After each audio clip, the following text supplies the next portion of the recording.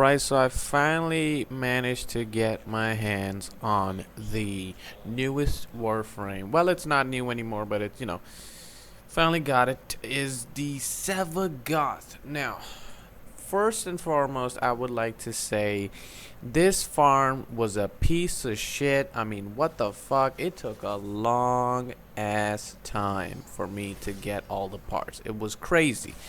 It took a long time. I farmed it for a week almost, I think I want to say. So, what the fuck.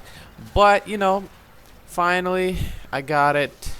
Also, by the way, I was farming Nautilus Sentinel also with it, and then it turns out they did a patch where you can actually get Nautilus Sentinel parts a lot easier now. Like, what the fuck? You could have done that like a week ago. You would have saved me a lot of time. But whatever. It doesn't matter. We finally have Sevagoth, and the first impressions of it, I don't want to say, was that it's a dinky frame. And when I say dinky, I mean it doesn't have a lot of armor, which is, not great for survivability, but it can be used at higher levels, as you're probably seeing right now, me using it in Steel Path. Now, I did die a few times in Steel Path, though, which, I'll explain later. But Sevagoth itself, I want to say it's a pretty decent frame. It's definitely not a frame that a lot of people probably want to build. It's not like Zaku, where it's just like not a lot of people like it, or it's just a weird type frame. It has some functionality in it. Like, you could probably use it in, like, defense missions and shit like that. And a Sevagoth can kind of help out a squad because, it can make enemies vulnerable to damage and shit like that. But overall, I'd probably say not a lot of people are probably going to be building this frame. But, whatever. I finally have it. So, might as well test it out and see what it actually does. First and foremost, I want to showcase the build right here, which I'm very proud, by the way. I did it in a 5 Forma build. That's right. A lot of people were saying that this is going to be like a 9-10 Forma or like a 14 Forma build. I was like, fuck that shit.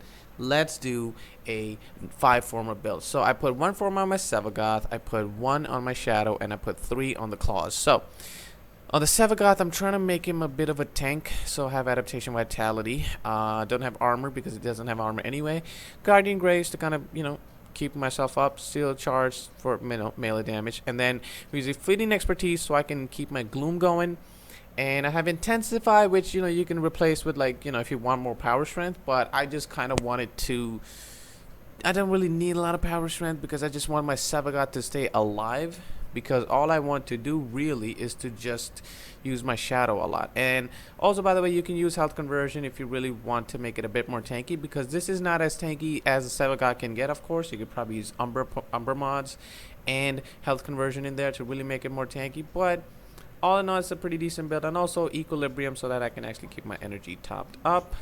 Then the Shadow, we're actually using Blind Rage in this one because we want power strength, because we want to make those enemies vulnerable to damage so you can actually, kill them very quickly with the claws, which you can with this. And then also I just end up going for a full-on tank build, which means Adaptation Vitality, Steel Fiber, and then, Steel Charge, of course, and then Guardian and Grace. And then I have Stretch and Reach to kind of get a little bit of range on his third ability, which is probably like the best ability in there. But, it also kind of works well with his first and his second, I guess.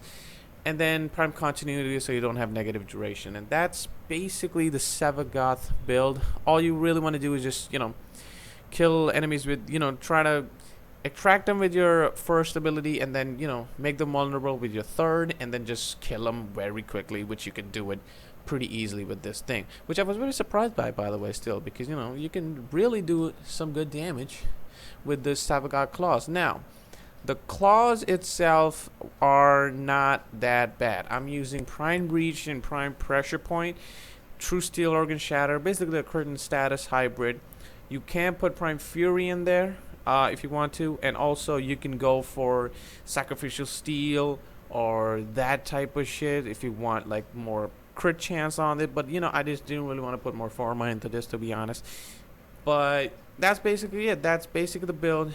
5 Forma. And yeah, let's take it into the simulacrum, I guess, and check out what damage it could do. Now, Sevagoth itself is not that interesting. He's pretty much, you just want to stay alive with him. You don't really want him to die, so you just want to, just have gloom on all the time, which they did a patch, so you can actually, the energy efficiency is kind of down, so you can actually use gloom longer now.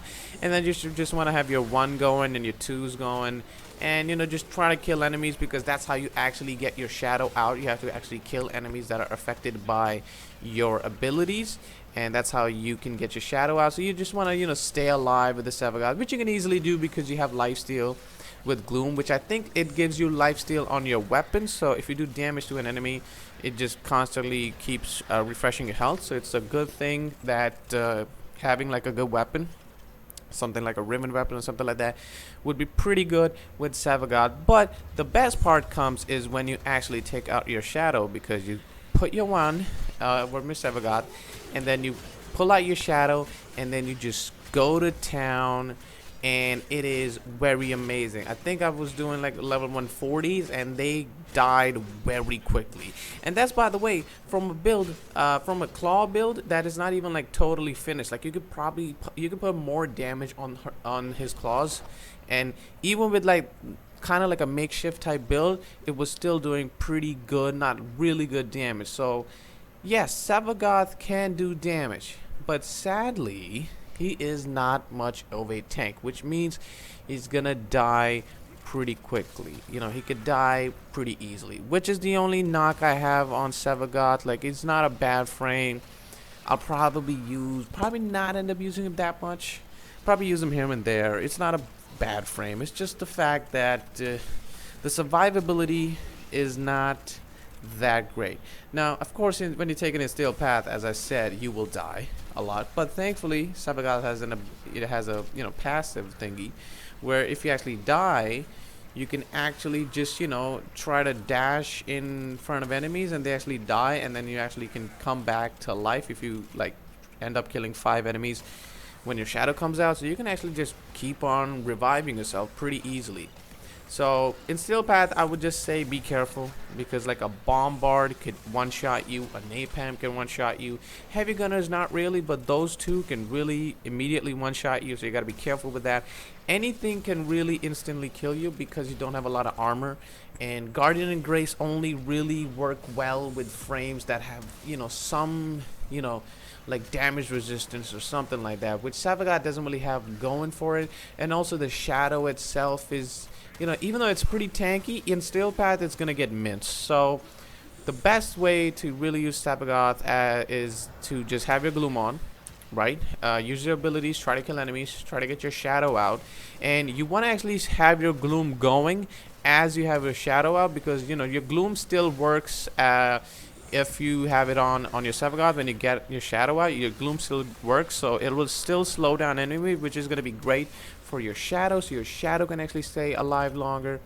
And then you can just try to use your 1 and 3, and if you get low on health, just use your 2 to kind of replenish your shadow.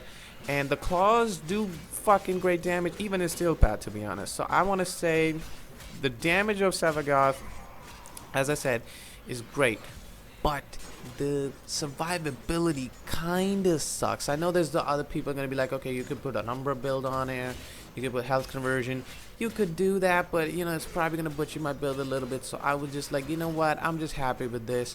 I'm not really going to use Sevagoth in Steel Path a lot. Like, I can use it and it's not going to be bad, but I'm probably not going to use Steel Path, do Steel Path with Sevagoth itself. But in normal mission, I think it should be fine. You should be fine. You just gotta have your gloom on most of the time, which you can easily. That's why I have energy, not energy, equilibrium on there, so I can actually keep my energy topped up most of the time. But yeah, that's basically Sevagoth. I want to say I was disappointed, but not really. I thought it was not going to be that great, but the damage from the claws, from the shadow, is not bad. Like, you could really kill any enemy very quickly if you could get the right combo going and shit like that. So yeah, I want to say Sevagoth, not a bad frame. It's a pretty decent frame. It's not a good frame, like it's not like A tier for me, but it's definitely like it's like a B or yeah, so like a B plus or something, I think, for me. But so yeah, that's the Sevagoth build. 5 Forma, still proud of that. Hold on. So yeah, that's the Sevagoth build. Thank you for watching, and yeah, see you in another video.